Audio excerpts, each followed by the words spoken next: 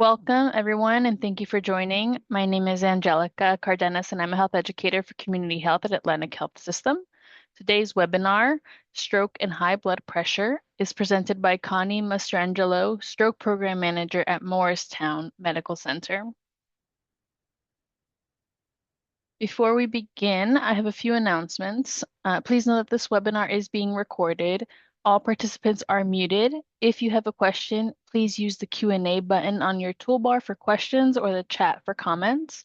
We will do our best to get through all of the questions at the end of the presentation. Understanding your risk for heart disease is essential for maintaining your health and well-being. By answering a few questions with our 2-minute quiz, you'll be able to take proactive steps to protect your heart health. Okay, good morning, Angelica, and thank you everybody for those who joined us. My name is Connie Mastrangelo, and I am a nurse, and I am a stroke program manager at Morristown Medical Center. So my goal today is to provide an overview about what a stroke is, the different types of stroke, and how it relates to high blood pressure, and what we can do to try to mitigate any adverse effects of either one, or for it to happen from the get-go. So the first thing is understanding a couple of little facts about stroke, the incidence and disability. So stroke is currently the 5th leading cause of death in the United States. We are very proud, or even though it's still on the top 5, we were number 2 about 5 years ago, and based on the campaign and activities such as the one we're participating on and bringing awareness as to what stroke are and the signs and symptoms, we have been able to get to treat some more strokes prior to them becoming a mortality. So definitely so important. Knowledge is power, and being able to disseminate this information to the public is key. About 80% of all strokes are preventable. And you'll see why. I'll discuss in detail that it is very important to know what risk factors, or what puts you as a risk factor for stroke, so you know how to manage it and control it before it becomes a stroke itself. Stroke remains the leading cause of serious long-term disability. So even though we have been able to spare more people from dying just when people seek help, unfortunately, stroke itself, the disease process, can lead to a tremendous amount of disability regardless of your age. It reduces mobility in more than half of the stroke survivors age 65 and older. So we're going to review the types of stroke. So there's 3 types. There's ischemic stroke, and there's hemorrhagic stroke. The hemorrhagic stroke subdivides into intracerebral hemorrhage and subarachnoid hemorrhage, which are based on the location of the bleed. So if we look at ischemic stroke can occur when there's an interaction of blood flow to the brain. So the brain requires blood because blood carries the nutrients and oxygen that are required for the tissue to stay vital and to live.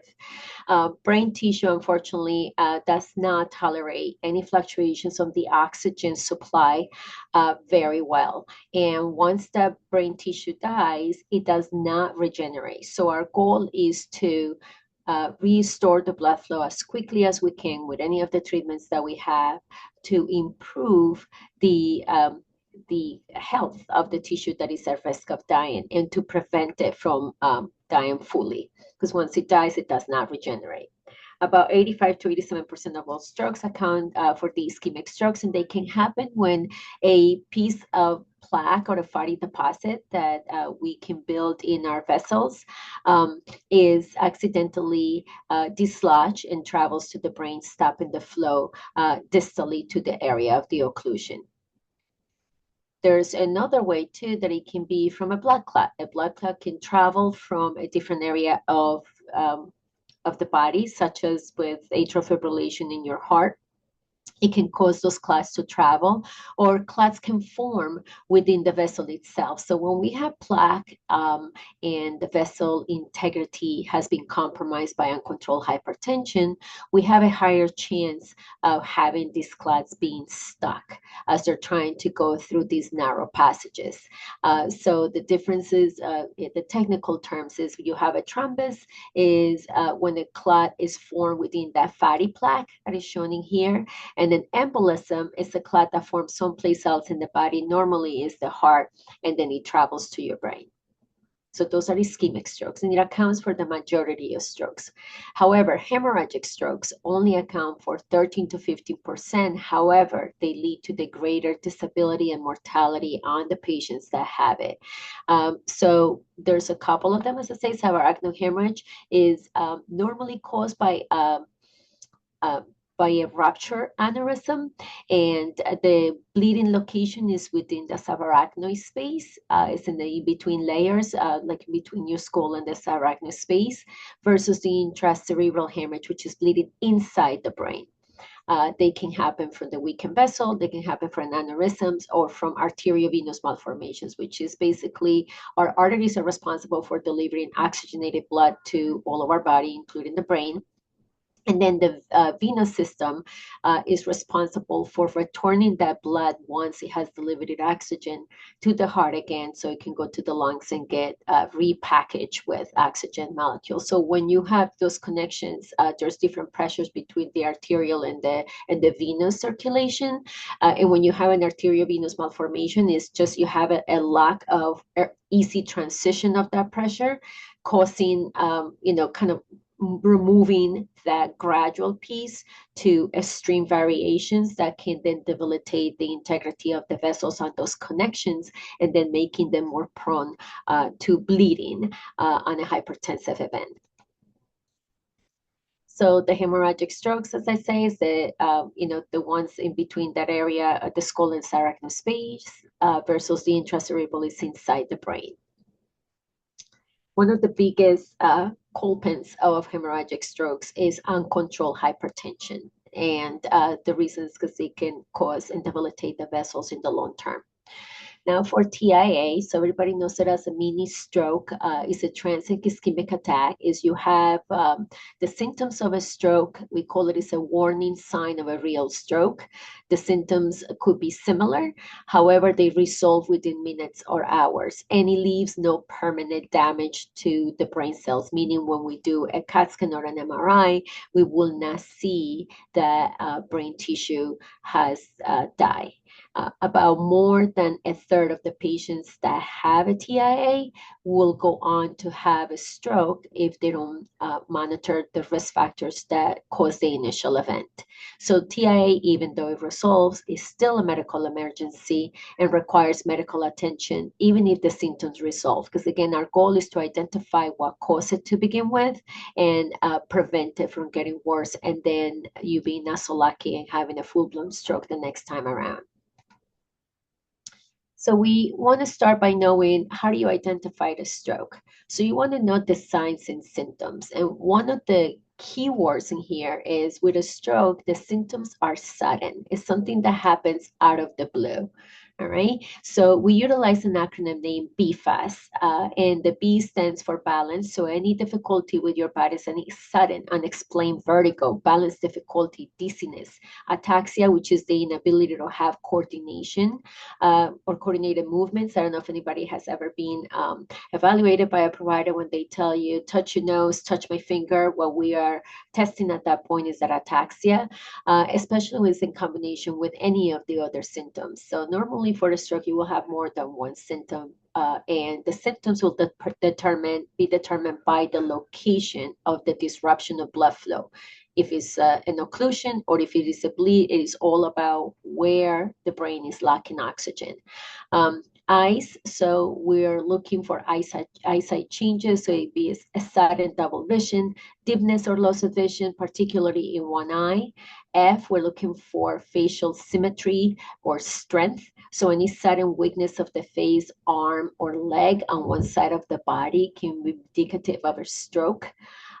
S is for speech, so any sudden loss of speech, trouble speaking or trouble understanding speech can be a symptom of a stroke. And the newest one, we used to have T for time, but time is not a symptom. So it has been replaced by terrible headache.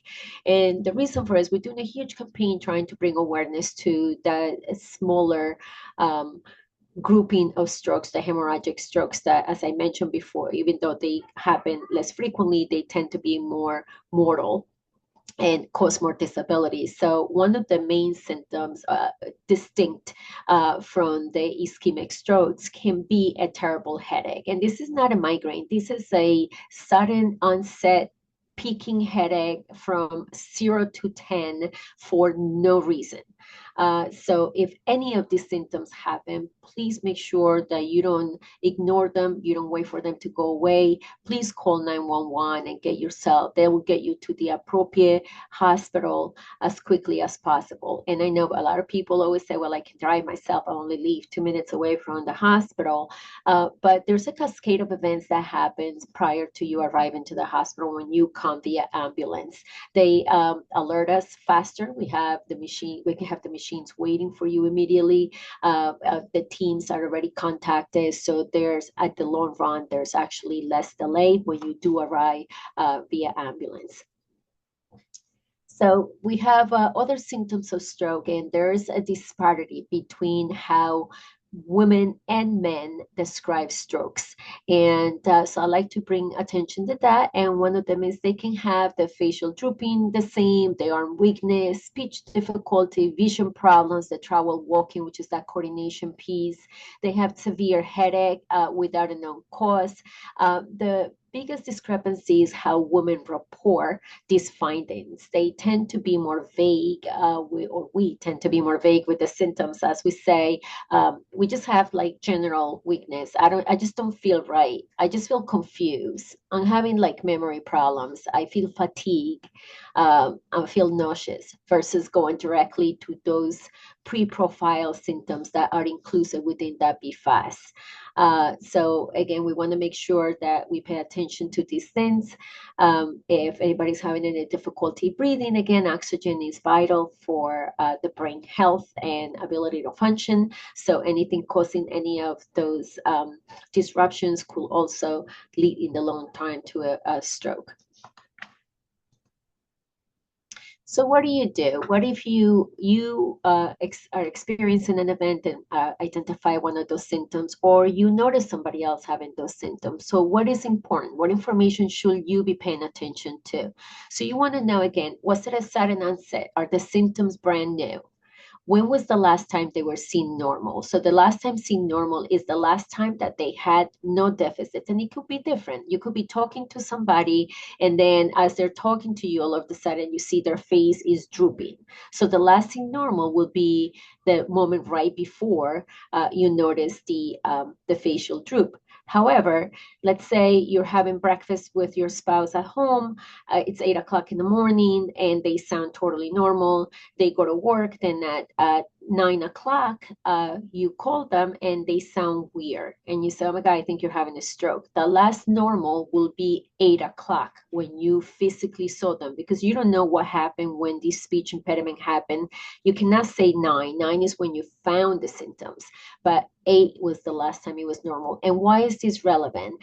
The reason it is relevant is because the stroke treatments that we have, which I will review in detail, are time specific. If we intervene farther in when the event happened, we can actually cause an interruption on the innate response of the body and cause a stroke, a hemorrhagic stroke when it has been ischemic. And I will explain as to why that happens. So it is very important to know when the last seen normal was and when the symptoms were noted and if they were witnessed or not, and the time that they started. So if you identify any of those BFAS stroke signs and symptoms, please activate your emergency response and call 911. So for the different types of strokes, we have treatments. So for the ischemic strokes, which is the disruption of blood flow by plaque or a clot, um, the uh, the providers can actually give you a medication that is almost like a roto-rooter type. It's a massive anticoagulant that opens the pathway, destroys clots. Is given intravenous, meaning on one of your veins, normally in your arm. Um, they give you the dose, and then we monitor you for about 24 hours. And but the last known well has to be less than 4.5 hours from the time that you present to the hospital. Okay, and then there's other procedure. There's now a procedure done by a neurosurgery team that is called mechanical thrombectomy. So that would be the one that I'm showing you on these two vessels right here. They can use similarly to how they do cardiac caths. The doctors will gain access to your arteries via your femoral artery, which is right on your inguinal area, or on your radial artery, which is by your wrist.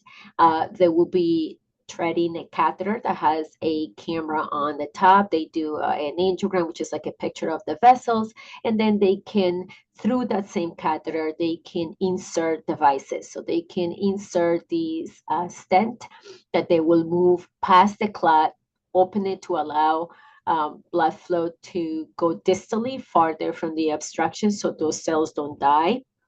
And then once about 5 minutes had happened, they take the stent with the clot out. So contrary to cardio procedures, the stents for ischemic strokes at this point are not left in the brain. They are utilized for the acute process and then they are removed. There's also another device in which they will pass again the clot and then is almost like a little vacuum. So they will suction that catheter out. Which device is utilized depends on the location of the clot and on the neurosurgeon's preference. Then we have the hemorrhagic stroke. So again, as I mentioned prior, it could be from a aneurysm. So if you have an aneurysm and it bursts, or if you have an aneurysm that is causing the disruption of blood flow, they can do something that is called stenting, which is they go in and they fill the space with this stent, not allowing blood flow to go in. Therefore, that the blood will not detour to that area anymore. Or they can clip it, which is, as it sounds, it's a clip that kind of encloses that bulging of the vessel so it cannot rupture. They can also, depending on the location of the blood, they can drain the blood out. They can monitor, because one of the biggest problems with blood in the brain is that blood is irritating to the brain tissue. So if we don't monitor properly and help with some medications, it can actually cause the brain to swell. And since the brain is enclosed in your skull, you might need to have a procedure to allow that brain tissue to expand. So that way it's not trapped within the cavity. And because if it is trapped within the cavity, it will herniate, which is basically from the compression of it being against the skull, it can actually cause the tissue to die. So again, all of these procedures are done at the hospital. They're done by the neurosurgeon team. You will require to be monitored in the intensive care unit, the neurointensive care unit, to make sure that we help you in any way possible with medications or procedures to give you the best outcome and prevent greater brain cell death. So we need to know what our risk factors are, because as I said, about 80 to 85% of all strokes are preventable. It's all about your risk factors. So when we don't control our risk factors, they create permanent damage to the integrity of our organs. So there's some that are non-modifiable. What does that mean? It means that those are things that there's nothing you can do about. Age, as even though strokes can happen at any age, as we get older, we do have a higher chance of having a stroke. Gender, about 55,000 more women are experiencing a stroke annually. So it is important to know that and also know if anyone in your family has had a stroke or a TIA in the past, or you have had a stroke or a TIA in the past. If you have had a heart attack, again, heart attack is important and relevant to the brain because the heart and the brain kind of work together. And the heart is the main supply of oxygenated blood to our brain, which, as I mentioned, is required for its health and for its functioning. Our race can predispose us to be more susceptible to either having an ischemic stroke or a hemorrhagic stroke. And some of it is related many times to our genetic makeup and, again, family history of stroke. Now, the ones that we can actually do something about, the modifiable ones. So the most powerful determinant of stroke risk is having hypertension. So if you have hypertension and you do not control it, you will end up having multiple organ dysfunction, but it can definitely predispose you to having a stroke. Diabetes can also predispose you to having a stroke. High cholesterol, atrial fibrillation, which is also known as an arrhythmia, cardiac arrhythmia, it increases your chances of having a stroke by 5 times. Carotid artery disease, and the reasons because that is the main supply to the anterior portion of our brain is the vessels on our neck. Those are your carotids. If you smoke or vape or use drugs, they can damage the integrity of your vessels and again predisposing you to having a stroke. If you are obese, physical inactivity, diet, nutrition, alcohol use, because again, they damage the elasticity of the vessels, but also assist with the plaque accumulation within the inside of our vessels, and coronary artery disease and other heart disease. The ones that are here in orange are the ones that are, they're all significant for stroke, but the ones that are orange are more specific to hemorrhagic as well, hemorrhagic stroke. So again, since the largest risk factor, treatable, modifiable risk factor is hypertension, that is what we're going to cover moving forward. So what is hypertension? What is high blood pressure? So it is the number one major risk for stroke. Nearly half of Americans, adult Americans, have hypertension and don't know it because normally there's no symptoms that trigger that you're having a high pressure. That's why it's known as the silent killer. By the time people have symptoms, it's not related to the high blood pressure itself, but to the damage that is being done on the organs or the oxygen or nutrient delivery to those organs. So it occurs when the force of blood flowing through your arteries and other blood vessel against the wall of the blood vessels is consistently too high. So that is what a high blood pressure is. So we need pressure to be able to reach all of our organs. But if it goes too high, it just increases the demand and you continue to put force on the integrity of those vessels. And there's 3 linings in all of our arteries. And it just causes almost like if you continue to stretch a rubber band, it gets in the same area, it gets to a point that it can either break or it just gets so not flexible, it just doesn't do anything. So now it requires your body to push harder to deliver the same amount of blood.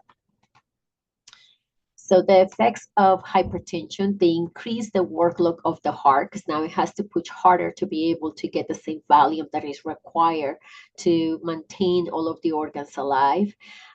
Because those vessels get hardened, the integrity of the vessels gets harder.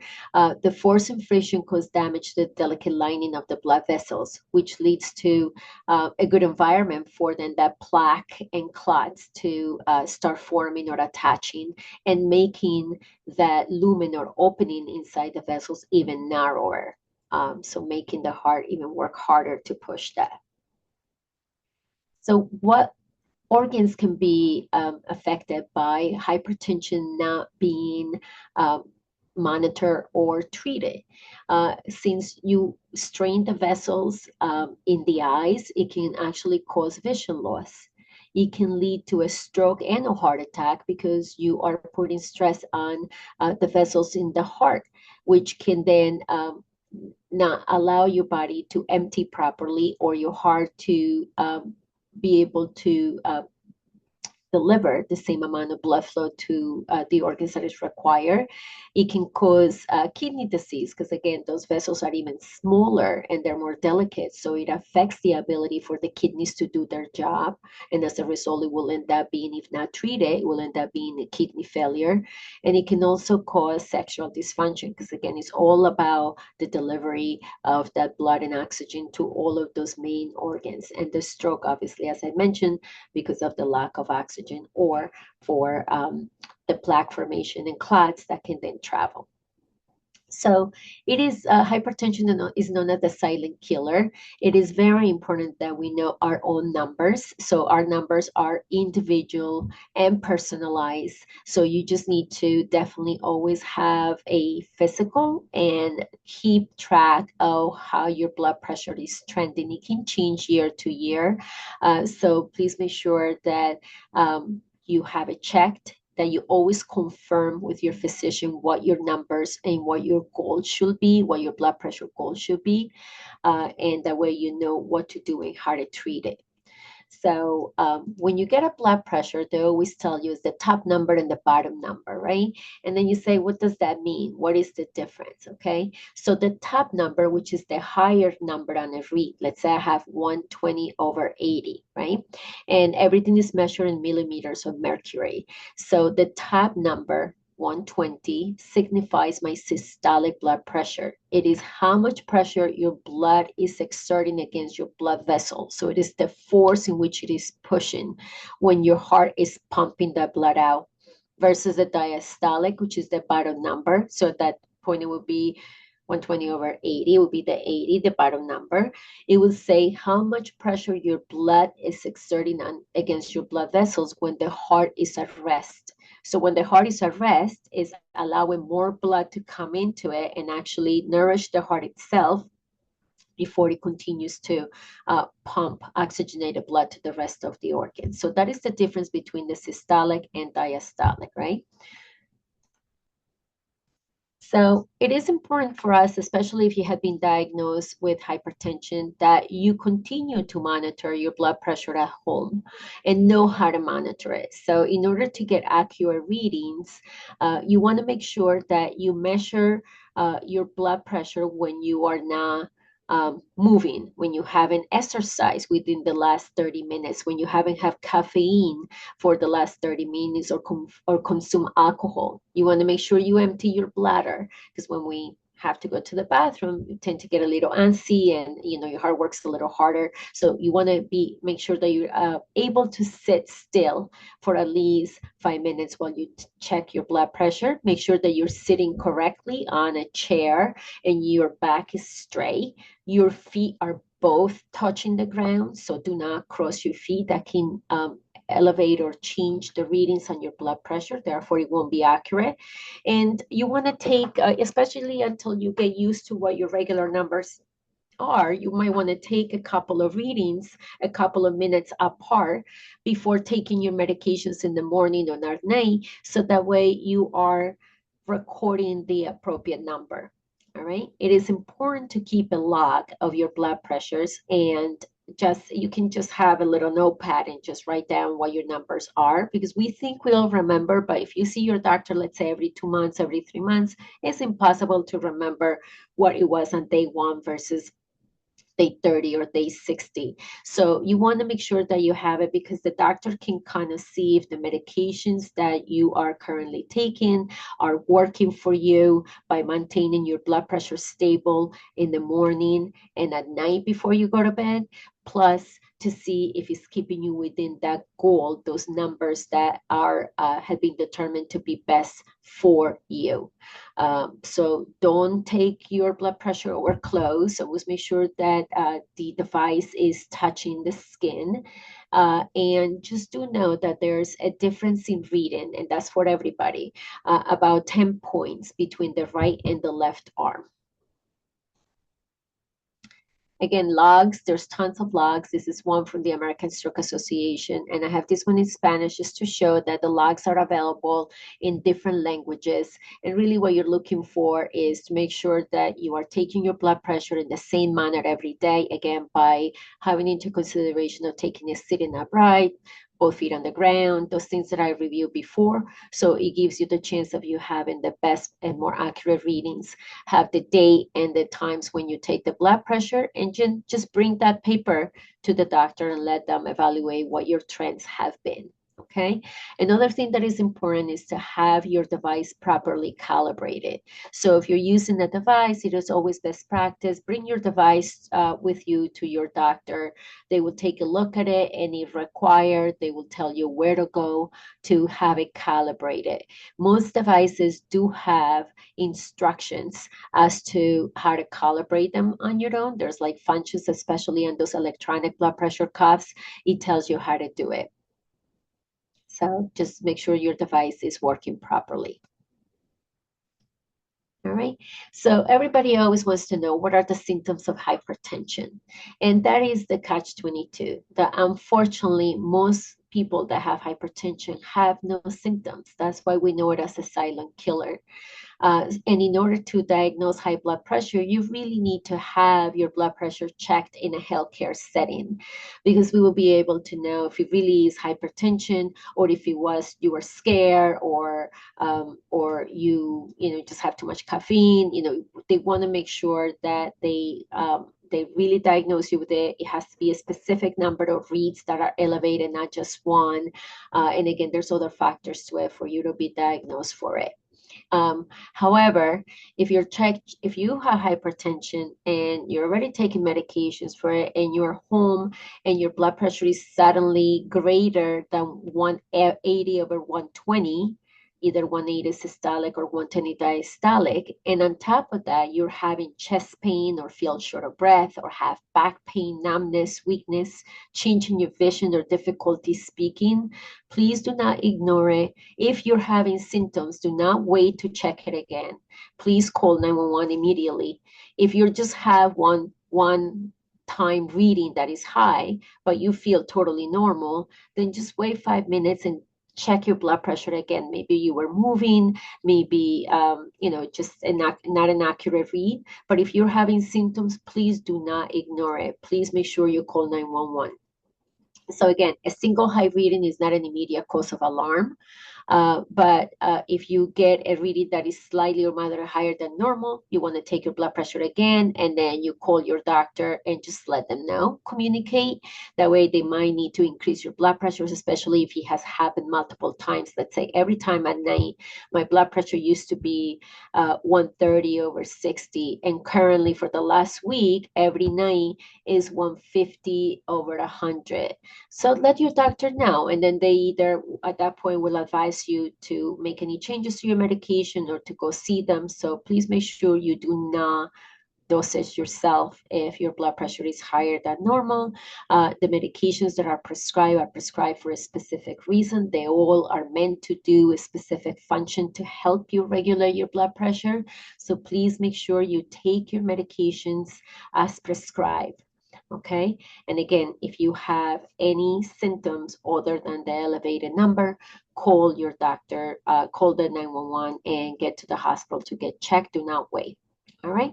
So in order to manage your high blood pressure, most of the time the physicians will need to prescribe more than one medication.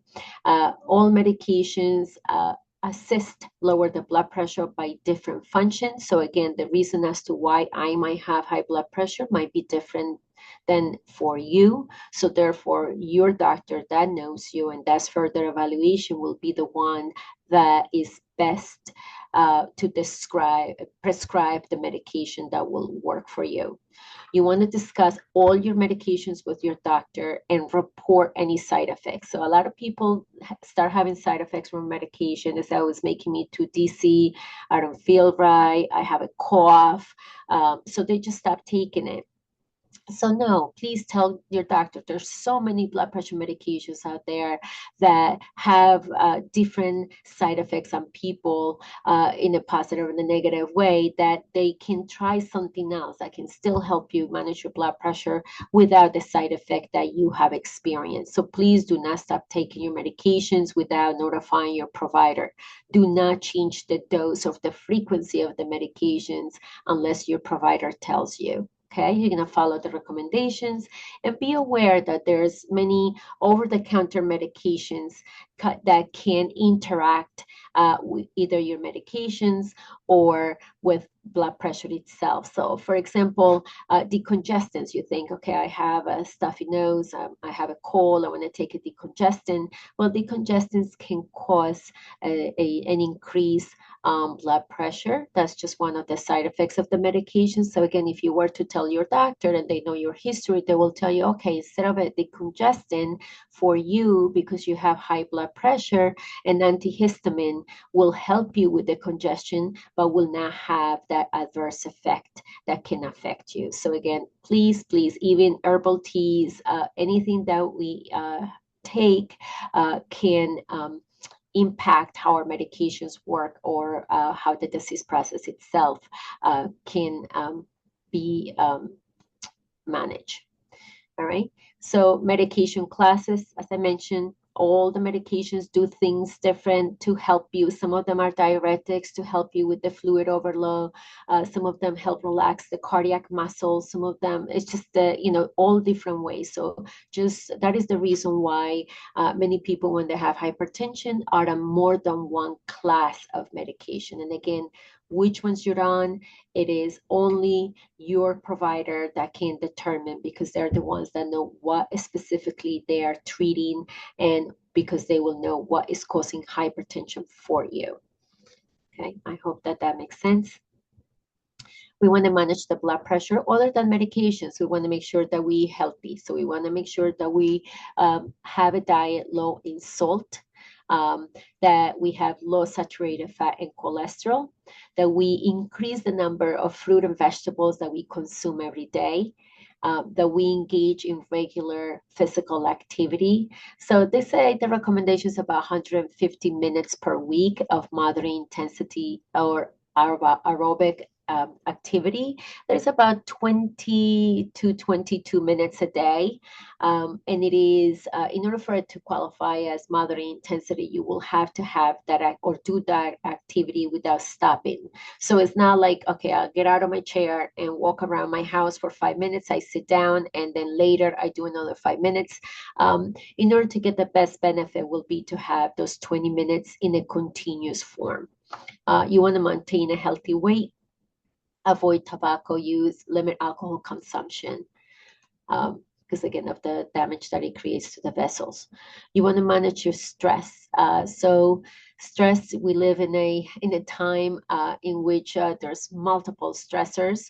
It is impossible to get rid of them, but we can utilize some strategies to help us, such as trying to make sure that we have a good sleep hygiene, that we go to bed and that we shut down. We don't go to bed and start looking at our devices or even watching TV. Just like set a specific time as to when you shut down and allow your brain and your body to rest. Learn relaxation techniques such as breathing exercises, yoga, hone your time management skills. So being late or against the clock at all times can cause stress. So just make sure you monitor your time better or don't schedule your activities all back to back so you don't feel so rushed. Take care of yourself. And so we always want to make sure we identify the symptoms. In this case, for stroke, just note the signs: be fast, balance, eyes, face, arms, speech, and terrible headache. Time is brain. We need to call 911. So those are the symptoms of stroke. I thank you for your time. Again, I am part of the stroke program for Atlanta Healthcare. I specifically work at Morristown, but we have stroke programs at all our centers and are able to provide all of the treatments and care that you require for hypertension or stroke.